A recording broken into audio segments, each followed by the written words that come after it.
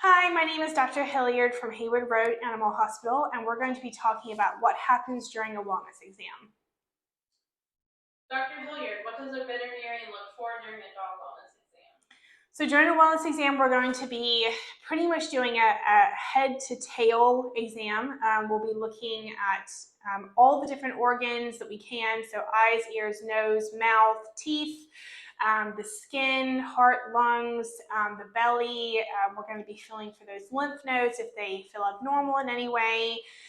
We're also going to be looking for any signs of joint pain and really just anything that catches our eye that could look abnormal.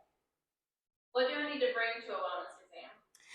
So making sure you have things like vaccine records is really important. Any recent heartworm testing or fecal testing, and also any kind of blood work or urinary testing as well would be great. Are wellness exams for dogs optional? They are not.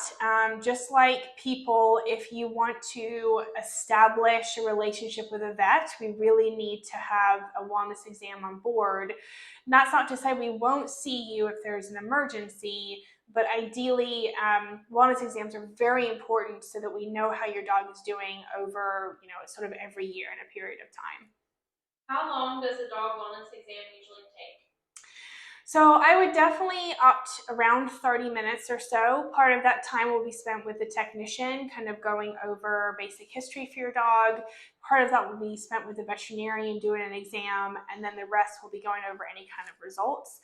Sometimes certain results like blood work can take a day or two to get back, so that might be something that's discussed on another day.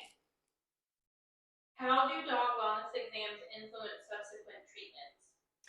So the purpose of a wellness exam is to make sure that your dog is healthy as possible. So if we notice things that are abnormal or concerning during that wellness exam, then we're going to make recommendations for future appointments on how we can treat your pet to keep them as healthy as possible. What are baseline diagnostic tests and how do they help my dog? So baseline diagnostics to me would be a heartworm test and a fecal as the very, very basic. And those obviously are to make sure we don't have any intestinal parasites or any heartworms that are there.